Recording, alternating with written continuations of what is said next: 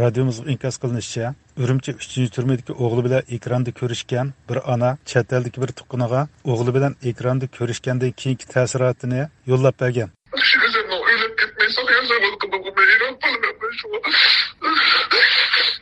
Bir yolculukta bulup gitti beni.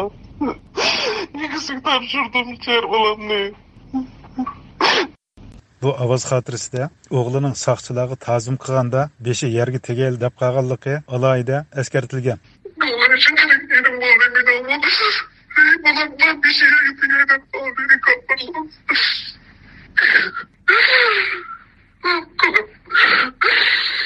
Va o'zining bu ko'rinishni ko'rib, yuragi og'riganligi yig'i ovozdan aks etgan.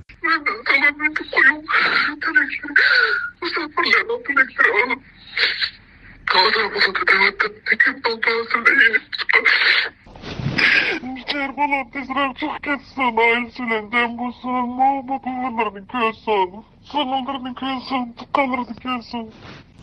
Bu ovoz xotirasini radyomizga yo'llagan muhojirning bayon qilishicha, mahbuslarni oilasi bilan Xitoycha so'zlatish va Xitoy soqchilariga ta'zim qildirish tuzumi Uyg'urlandagi turmalarda umumiylik holda yo'lga qo'yilgan.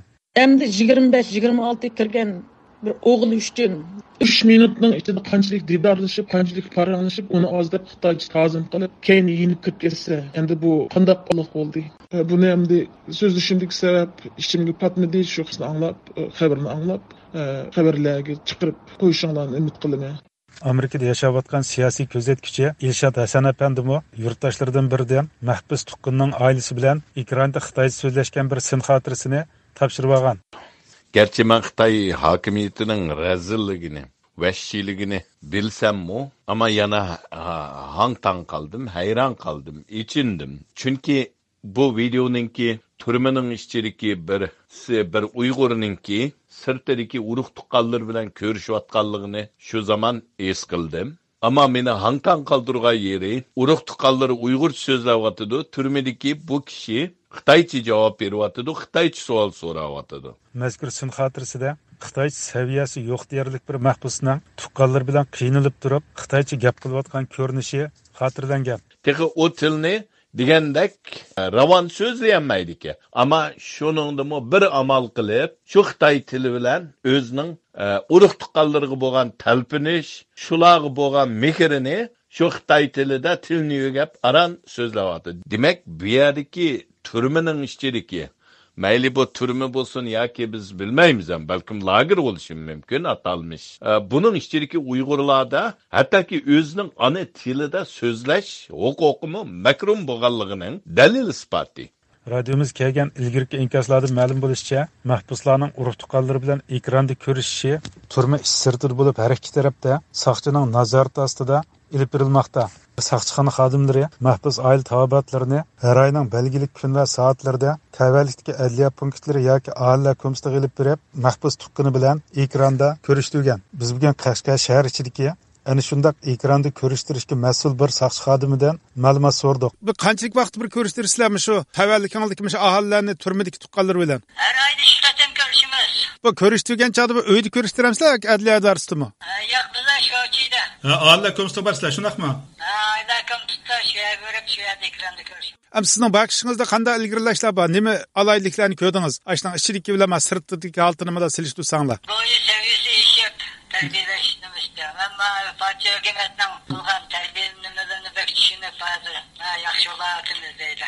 Bu har oyning 2 kunda tavallikdagi mahbus oila taobatlarini oila komstiga opirdiganligini oshkorildi.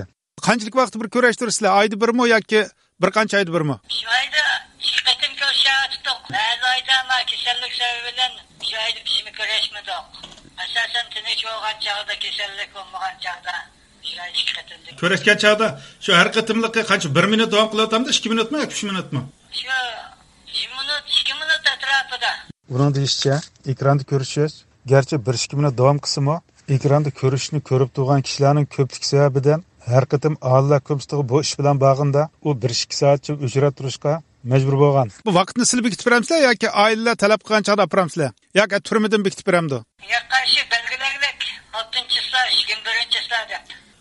Ya'ni har oyning 6-si yoki 21, 6-si va 21 kunda ko'rishsizlar, shundaqmi? Bu kunlarda haftaning oxirlari shanba kelib qolsin maylimi? Shu vaqtda men ko'rishaveramiz. Mayli qaysi kuni to'g'ri kelsa shu kuni shu etiganda borimiz. Hamda ko'rishadiganlardan xili bo'lganda ekan. Ba'zi bir soat, ba'zi 5 soat saqlaymiz. Shu navbat kelgancha to'g'rilganda ko'rishib. U yana o'zi ko'rish degani apagan kishilarga salomatlikni bildirish va partiyaga rahmat aytishdan boshqa so'z qilishga ruxsat bermaydiganligini oshkorildi. So'zlash degan chog'da bu qaysi nuqtalarga diqqat qildingizlar? Qaysi nuqtada gap qilishga ruxsat qilsizlar? Shu salomatlik to'g'riliqlar ekan. Partiya hukumatning gapini yaxshi anglash to'g'riliq, shu to'g'riliqlar deyishimiz. Bu xodim o'zi nazorat qilgan ekran suhbatining davlat tilida ilib berilganligini ta'kidladi. Davlat tilida so'zlashamizlar uyg'urchami? Davlat tilida deydi. Davlat tilida so'zlaymiz endi. Odatda u yerda shu gap qilgan gapi shu 1 minutdan gapmi 1 minutlik gap davlat tilida bo'lishi kerak, shundaqmi? U mahbuslarning saqchilarga xitoycha ta'zim qilganligini, ko'rib boqmaganligini bayon qilgan bo'lsa-mu, ammo u o'zining ekranga mahbusdan keyin chiqadiganligi va baldir ayrilganligini bayon qilish orqali xitoycha ta'zim tuzumining mavjudlik ehtimolligini inkor qilmadi. Bunda qarshi taraf ko'rashgan chog'da sizlar bilan bunda ta'zim qildigan Xanzolarning o'rpaldi to'yicha 5 nimada yaga urib ta'zim qildigan igildigan ishi bormi yo'qmi? Onu çirip cozda oturak olgan ya biz çigendeyken şu cozda oturduk bizim çirip cozda materapta oturduk biz kadar yaktı don tamaka vidama vakti solan ekranı aşırıya yaşınam kaldı çuğgetme kaldı işedik. Ko'zatkichi Ilshod Hasan apandi kishilar uchun beshiga eng og'ir kun kelgan minutlarda ona tilda so'zlashning bir tabiiy ehtiyoj ekanligini eskartdi. Bir adam o'zining urug' tuqquni bilan ko'rishgan vaqtida o'zining ona tili bilan so'zlaydi. Bo'libmi zulm ostidin birisi o'zining urug' tuqqanini ko'rgan vaqtida, o'zining oiladagi eng yaqinlarini ko'rgan vaqtida xuddi bir bola yugurib ketib berib, yiqilib tushsa, Uyg'urning bolasi bo'lsa ana degandek, Xitoyning bolasi bo'lsa mama deganga o'xshash, cho'qim birinchi zulm ostidagi, qiyinchilik ostidagi insonning birinchi og'zidan chiqarig'ini ona tili. Lekin bu yerda biz ko'rayotganimiz bir Uyg'ur turmining ichida balkim oyda yoki yilda bir ko'rishgan urug' tuqqaniga Xitoycha so'zlayotdi. Bir yatning tilida so'zlayotdi. Bu Xitoy dairalarining mana shu ehtiyojni cheklash orqali Uyg'ur mahbuslarga jismoniy qiyin qistoqlarning ustiga ro'yi qiyin qistoq berayotganligini bayon qildi. Hatta turmalarning ichidami bu milliy qirg'inchilik Uyg'urlarningki o'zining kimligini yo'qotishi bilan keyin ularni ruhiy jihatdan yo'qotganligi, madaniyat jihatdan yo'qotganligi, til jihatdan yo'qotganliginingki dalil isboti. Va buni davom qilayotgan irqiy qirg'inchilikning yana bir ichinishli sahnasi deb tasvirlaydi. Demak, bu zulm bizning tasavvurimizdan necha hassa, ig'ir, ashaddiy, qo'rqinchli, haqiqiy milliy qirg'inchilikning yana bir dalil isboti. Hurmatli radio anglag'uchilar, yuqorida doiralarning Uyg'ur rayonida mahbuslarni oilasi va saqchilarga Xitoycha ta'zim qildirayotganligi haqida ma'lumot berdik.